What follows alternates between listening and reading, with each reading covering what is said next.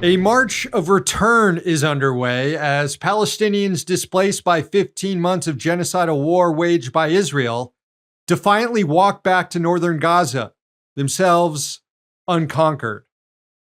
The ceasefire in Gaza is still holding a week after going into effect, despite several violations of it by the IDF, and despite Israel intensifying the war in the West Bank, where over the weekend IDF soldiers shot into a Palestinian home and killed a 2-year-old girl as she was eating dinner. I suppose Israel needs to meet its daily child killing quota somehow. But back to Gaza, where hundreds of thousands of Palestinians begin the trek back to their homes in the north, or what's left of their homes. What most are finding is rubble as far as the eye can see. In Rafah, where former President Biden drew a red line and then did nothing when Israel crossed it, the devastation is severe. It's like a nuclear bomb went off. According to the group Doctors Without Borders, Rafah is destroyed, and due to the high number of unexploded bombs all among the rubble, it will take years before the area can be rebuilt. And even though that process has already begun, with bulldozers clearing out the debris and crews repairing infrastructure, the widespread ruin in Gaza is being used as a pretext by the President of the United States to push for more ethnic cleansing.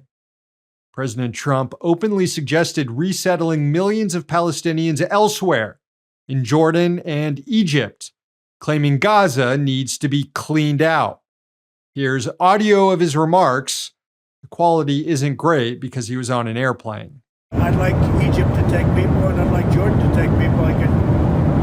You're talking about probably 1.5 million people, and we just clean out that whole thing. It's over the centuries that's many conflicts that site, and I don't know. It's something has to happen, but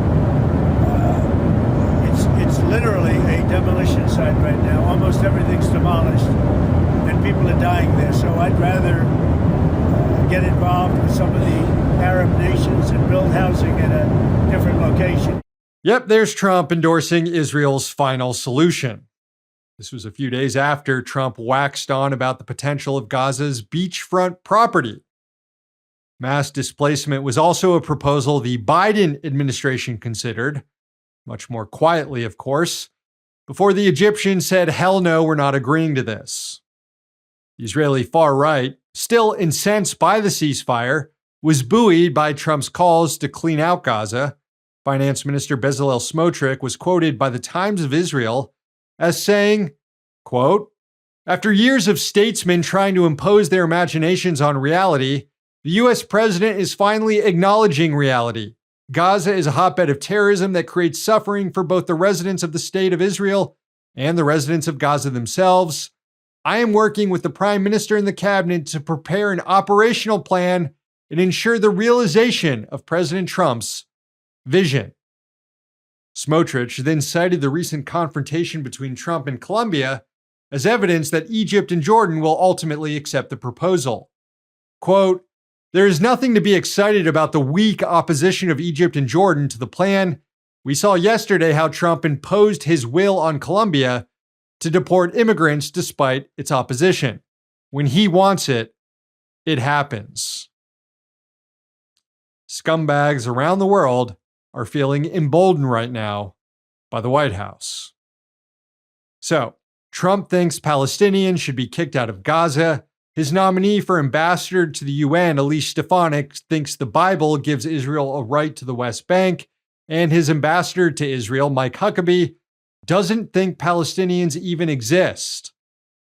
So, still a lot of headwinds facing the cause of Palestinian liberation.